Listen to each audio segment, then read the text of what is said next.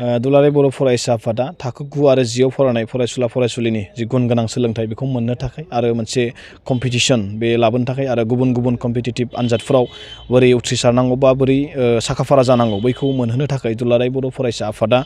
2014 मायथाइनिफ्रायनो बे मिरु रोंगौथि सायख' आनजाद बेखौ खुंबोबाय थादों आरो देग्लाय बियो 9थि जों खोब मोजां जों मोनसे बुंनांगोन मानो होनबा सिगांनि बोसोरफोरनिख्रुइ देग्लाय डाबल जादों आनजाद लिरगिरिफ्रा जों मिथिनायाव सिगांफोर 10,000 9,000 जायोमोन नाथाय देग्लाय 18,740 18,740 जन फरायसाफ्रा बे आनजादाव बाहागो लादों दा बिनिनो क्लास 9 आरो 10 मोननैजों गासै 198 सेन्टाराव एग्जामा जागासिनो दङ आरो बेयाव गासै 17टा डिस्ट्रिक्ट जाय जिल्लायाव बर' बिजोंजों फरायनाय फरायसालिफोर दङ बै जिल्लाफ्रा बेयाव बाहागो लादों खोब मोजां मोनदों जों बाहागो लानायखौ आरो आसा खालामदों नैबे आनजादनि उनाव जायफोर सेलेक्शन जागोन एबा जायफोरा आनजादाव जिरायदों बिथांमोना फैबाय थानाय आनजादफोरनि थाखाय एडभान्स मोनसे प्रिपारेसन साखाफारा जानो थाखाय मोनसे खाबु मोनदों बेनिखायनो जोङो बिथांमोननि थुलुंगाखां हिसाबै बिथांमोननि थुलुंगाखांनाय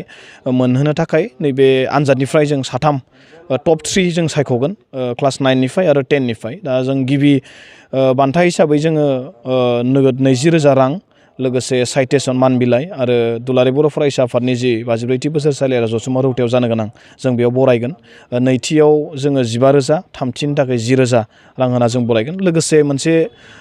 जों होबावदों जाय फरायसाफ्रा 85 जौखोन्दोनि गोजौआव मोनगोन बै फरायसाफोरनि थाखाय खनसेनि थाखाय वान टाइम स्कलारशिप 2,000 करि जों बिथांमोननोबो होगोन सेलेक्सनाव जाफैनो हायाबाबो जों नैबेखौ होनो थाखाय जों साखाफारा जानानै दं मोनबेसे आयदाखौ लानानै बेयो गासै मोनब्रै आयदानि सायाव जागोन थाखो 9 आरो 10 आव फरायनाय फरायसुला फरायसुलिफोरनि जे सिलेबासाव थानाय बेनिफ्रायनो सानखान्थि गोरलै बिगियान आरो इंलिस लोगोसे सरासनस्रा गियान एबा जिके बे मोनब्रै आयदानि सायाव गासै 50 नाम्बारनि गासै 200 नाम्बारनि जागोन आनजादा 200 नाम्बारनि जादों आरो बे आनजादा दायो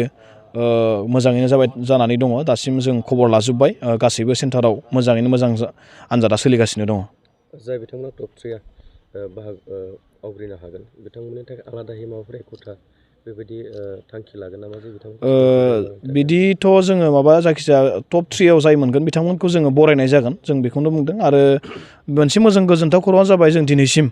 टेलेन्ट सार्चआव जाय फरायसुलिफ्रा टप 3 एबा टप 1 मोनदों बै फरायसाफ्रानो मेट्रिकनि आनजादावबो मोजां रिजाल्ट खालामबोदों दा बेखायनो जोङो दुलाराय बर' फरायसा आफादा ओंखायनो मेट्रिक आनजादावबो जों कमल कुमार ब्रह्म देरहासार बान्था होयो जिहेतु 10 फरायसाफोरनो आरो जाय फरायसाफ्रा क्लास 10 निया एबा 9 निया टपआव गोलैयो बिथांमोना बैयावबो मोनहैनो हायो बेबायदि जों आरो बिथांमोननि थाखाय नैबे जि टप 3 नि मोनसे बान्था 20,000 15,000 आरो 10,000 जों बेखौ लाखिनाय जादों मेट्रिक आनजादाव जाय बिथाङा अल आसामाव टप 10 मासि आवग्रिनो हागोन बिथांमोननि थाखाय बिदि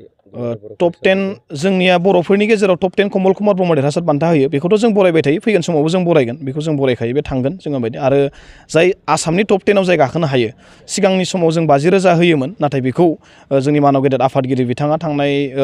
बिथांनि दैदेननायाव बिथाङा देग्लाय बेखौ 1 लाख रां बिथाङा फोसावदों दासिम जों दुलाराय बर' फरायसाफोरनिफ्राय जाय फरायसाफ्रा आसामनि टप 10 आव मोननो हागोन बिथांनो 1 लाख रां दुलाराय बर' फरायसाफोरनो होनाय जागोन